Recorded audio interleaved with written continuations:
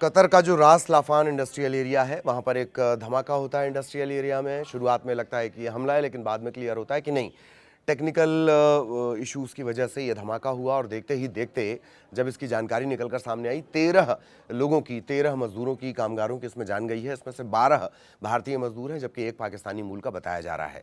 कहा यह भी जा रहा है कि हताहतों की संख्या बढ़ सकती है।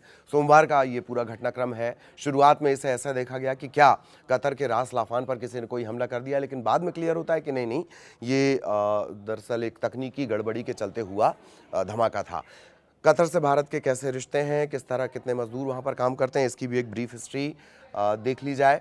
किस तरह से कतर से ताल्लुकात रहे हैं, तो सबसे पहले ये अपडेट जान लीजिए। रास लाफान है, इंडस्ट्रियल सिटी है, धमाका हुआ, 13 लोगों की जान चली गई। अब तक जो जानकारी है, 12 भारतीय नागरिक इसमें हैं। दोहा में जो भारतीय दूतावास है, उसने एक्स पर एक पोस्ट करके इस बात की जानकारी भी दी, इस बात की पुष्टि भी की कि रविवार रात जो लाफान में दुर्घटना हुई, उसमें 12 भारतीय नागरिकों की दुखद मौत हुई है।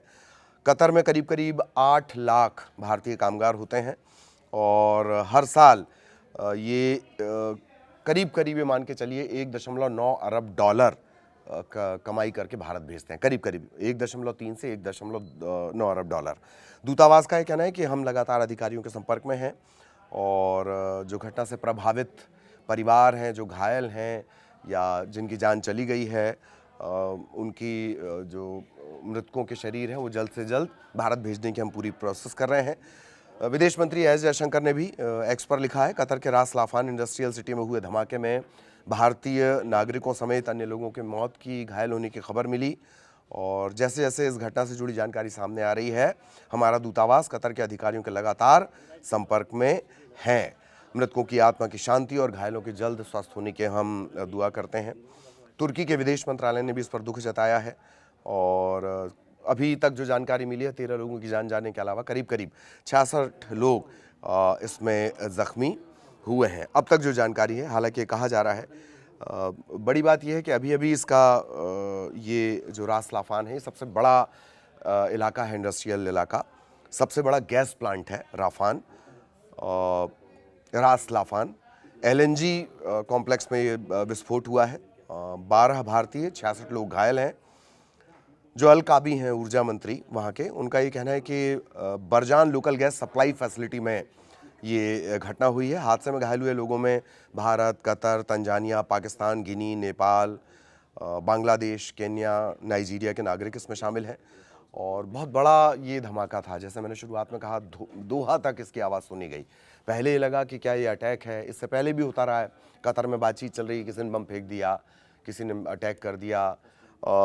शुरुआत में ये लगा कि रॉयटर्स के मुताबिक कि ये किसी तरह का हमला हो सकता है, लेकिन बाद में क्लियर हुआ कि नहीं, ये एक विस्फोट था। जो फैक्ट्री है जहाँ पर प्रोडक्शन चल रहा था, गैस प्लांट, उसकी एक पर्टिकुलर फैसिलिटी, गैस फैसिलिटी में ये धमाका हुआ था।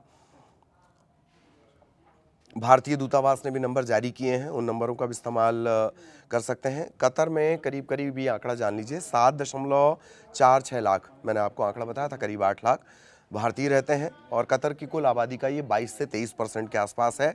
सबसे बड़ा विदेशी समुदाय है। हर 5वां व्यक्ति, एक एवरेज जो निकाला जाए, हर 5वां व्यक्ति वहाँ भारतीय है।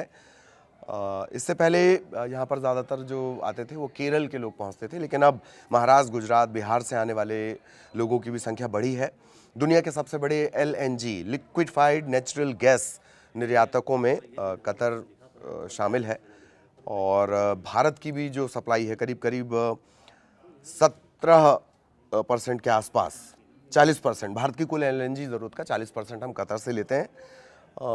द्विपक्षीय जो हमारे रिश्ते हैं वो भी बहुत बेहतरीन है। लेकिन एक और आंकड़ा जो शायद जानना चाहिए इस हादसे के बाद, सरकारी आंकड़े हैं 2021 से 2025, राज्यसभा में जो मंत्रालय के द्वारा आंकड़े जारी किए गए, पिछले 5 साल में, यानी 2021 से 25 के बीच कतर में कुल 1760 भारतीय कामगारों की मौत दर्ज की गई है।